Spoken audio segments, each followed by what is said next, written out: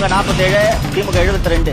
யாருக்குமே என்ன பண்றதுன்னு தெரியல. ரிசல்ட்டை பார்த்துக்கிட்டு இருந்த உதயநிதி டிவியை உடைச்சு அம்மா கிட்ட போய் அழுகுறாரு.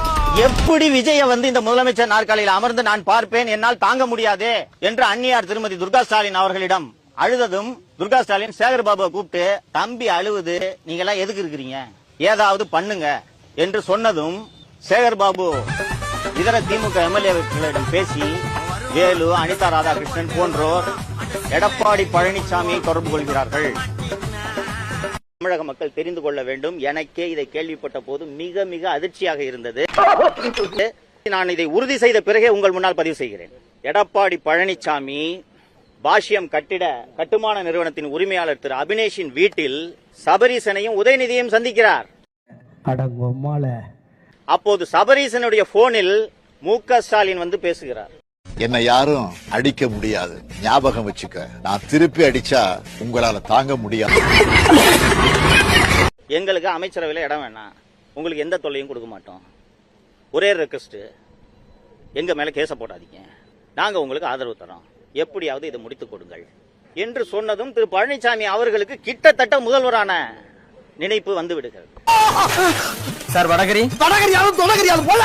திருமாவளவன் இந்த உடன்படிக்கைக்கு ஒத்து வரவில்லை.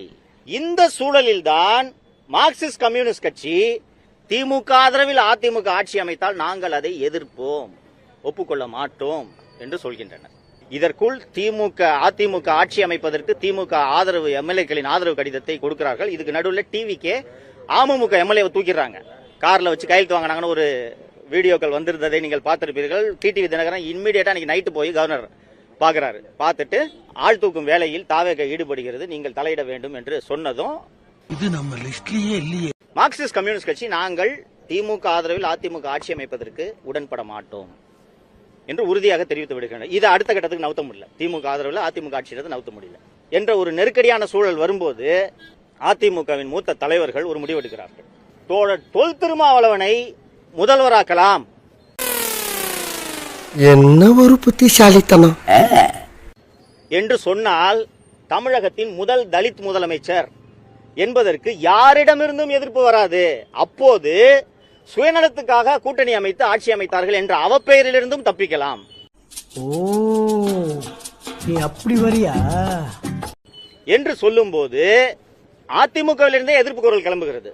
திருமாவளவனை முதல்வராக்கிட்டு நான் எப்படி என் தொகுதிக்கு போறது என்று சில எம்எல்ஏக்கள் எதிர்ப்பு தெரிவிக்கிறார்கள். ஏன்னா விழுப்புரம் மாவட்டம், கள்ளக்குறிச்சி மாவட்டத்தில் தான் அதிமுக சில எம்எல்ஏக்களை ஜெயிச்சிருக்கு, அவங்க எதிர்ப்பு தெரிவிக்கிறாங்க. பாட்டாளி மக்கள் கட்சியின் ஆதரவையும் கோருவோம் என்று அதிமுகவின் ஒரு மூத்த தலைவர் அன்புமணியிடம் பேசுகிறார். அன்புமணி என்ன சொல்றார், ஏங்க அவங்க சிஎம் ஆக்கிட்டு நாங்க எப்படி கட்சி நடத்த, அதெல்லாம் முடியாது, வேணா அவங்க 2.5 வருஷம் நாங்க 2.5 வருஷம் என்று ஒரு ப்ரொபோசல் அன்புமணி சொன்னோன்னே இது சரியா வராதுங்க என்று இணைப்பு துண்டிக்கப்படுகிறது.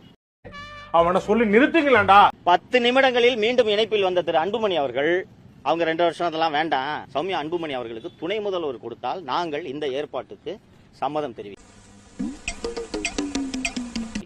நாங்களும் அமைச்சரவையில் பங்கெடுக்க வேண்டும் என்ற நிபந்தனை மற்றும் அன்புமணி விதிக்கிறார். உங்களுக்கு எல்லாம் நினைவு இருக்கும், 46 எம்எல்ஏக்களும் சேர்ந்து திரு எடப்பாடி பழனிசாமியின் வீட்டிலே ஒரு கூட்டம் நடந்தது, எம்எல்ஏக்கள் கூட்டம்.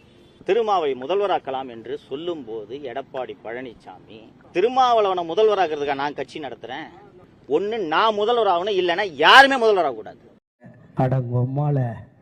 யாரை கேட்டுட்டு திருமாவளவனை முதல்வராக்கிற யோசனையில நீங்க இறங்குறீங்க? நான் திருமாவளவன் முதல்வராவதற்கு சம்மதிக்க மாட்டேன் என்று சொல்லும் போதுதான் கடுமையான வாக்குவாதம் அந்த எடப்பாடி பழனிசாமியின் வீட்டிலே ஏற்படுகிறது.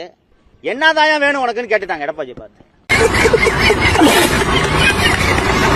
காலையில இருந்து ஈவினிங் வரைக்கும் சிஎம் அவர்கள் தலைமைச் செயலகத்தில் இருக்காரு. அதுக்கப்புறம் என்ன பண்ண போறாரு, என்ன பண்றாரு அப்படின்னு தான் கேக்குறாங்க. 24 மணி நேரமும் அவர் அவைலபிளா இருக்க வேண்டாமா? காலையில 10 to ஈவினிங் 5 மணி வரைக்கும் இருக்கிறத ஒரு மிகப்பெரிய ஒரு பெருமையா அமைச்சர்லாம் சொல்றாங்களே அப்படின்னு பேசுறாங்க. அதாவது திரும்ப தான் எம்ஜிஆர், ஜெயலலிதா, கருணாநிதி, எடப்பாடி பழனிசாமி, ஓ பன்னீர்செல்வம், இதற்கு முன்னாடி இந்த எந்த முதலமைச்சர் நீங்க பாத்துக்கங்க, அவங்க தலைமைச் செயலகத்தில் எவ்வளவு நேரம் இருந்தாங்கன்னு பாருங்க, இவர் எவ்வளவு நேரம் இருக்கான்னு பாருங்க, இவ்வளவுதான். அப்ப ஒரு ஆள் ஃபுல்லா இருக்கணுமான இருக்க வேண்டிய அவசியம் இல்லைன்னு சட்டம் சொல்லுது.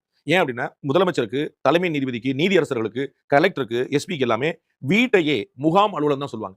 வீட்டை வந்து வீடு சொல்ல மாட்டாங்க, முதலமைச்சர் வீடுங்கிறது முதலமைச்சருடைய கேம்ப் ஆபீஸ்னு சொல்லுவாங்க. 6 மணிக்கு மேல என்ன பண்றாரு அப்படிங்கிறது அவர் யார் சொல்ல. ஒவ்வொருத்தர் சீமான் என்ன பண்றாரு, அன்புமணி என்ன பண்றாரு, எடப்பாடி என்ன பண்றாரு, உதயநிதி என்ன பண்றாரு, இப்படி கேட்டுட்டு இருப்பீங்களா? ஒருத்தர் 7 மணிக்கு எங்க போனீங்க, 8 மணிக்கு எங்க போனீங்கன்னு. ஒண்ணு, காலையில இருந்து சாயந்தரம் வரைக்கும் இருக்கிறாருங்கிறதே பெரிய விஷயம். அதுவே நார்மலா கேள்விப்பட்டது. நீங்க கேள்விப்பட்டீங்கன்னு சொல்லுங்க. தெரிஞ்சுக்க புரிஞ்சுக்க கரெக்டா இருந்தா புரட்டா வரட்டா. நான் ஒரு 27 வருஷமா இருக்கேன், நான் கேள்விப்பட்டதில்ல. நீங்க அதுக்கு முன்னாடி கொஞ்சம் கம்மியா வந்திருப்பீங்க, நீங்க கேட்டா சொல்லுங்க. இல்ல சார், அந்த சிஎம்லாம் வந்து அங்கேயே தான் சார் பலியா கிடந்தாருன்னு சொல்லுங்க. நோ. அப்ப வந்து அவர் தெரிந்து கொள்வதற்காகவும் பதில் சொல்வதற்காக அவர் இருக்கிறாருங்கிற முக்கியமான விஷயம். பிறகும் கூட அவர் வீட்டுக்கு போனாருன்னா வீடும் கேம்ப் ஆபீஸ் தான். சோ அவங்களுடைய வர்க்குங்கிற கான்ஸ்டிடியூஷனல் போஸ்ட். கேம்ப் ஆபீஸ் கூட வந்து இயங்குதான்னு தெரியல. ரொம்ப சீக்கிரசியா வந்து எல்லாமே மெயின்டைன் ஆகுது இந்த அரசாங்கம். உங்களுக்கு என்ன தெரியணும்? இதுக்கு முன்னாடி என்ன தெரிஞ்சது, இப்ப என்ன தெரியலன்னு சொல்லுங்க. இல்ல இப்ப நீங்க சொன்ன நேத்து மாதிரி வரைக்கும் ஜெயலலிதாவோ கலைஞரோ அல்லது வந்து ஸ்டாலினோ கேம்ப் ஆபீஸ் குறித்து எப்படி பேசியிருக்காங்க அப்படிங்கிற விவரங்கள்லாம் பொது வெளியில இருக்கு. ஆனா இங்க ஒரு கேம்ப் ஆபீஸ் எங்க இயங்குது, பனையூர்ல இயங்குதா இல்ல அவர் இருக்கக்கூடிய அபார்ட்மெண்ட்ல இயங்குதா அப்படிங்கிற வரைக்கும் ஒரு சந்தேகம் இருக்குல்ல. உங்களுக்கு என்ன பிரச்சனைன்னு கேக்குறேன். உங்களுக்கு என்ன பிரச்சனை அதுல? உங்களுக்கு வந்து ஃபைல் நகரணுமா, ஃபைல் எங்க நகரணும் தெரியுமா?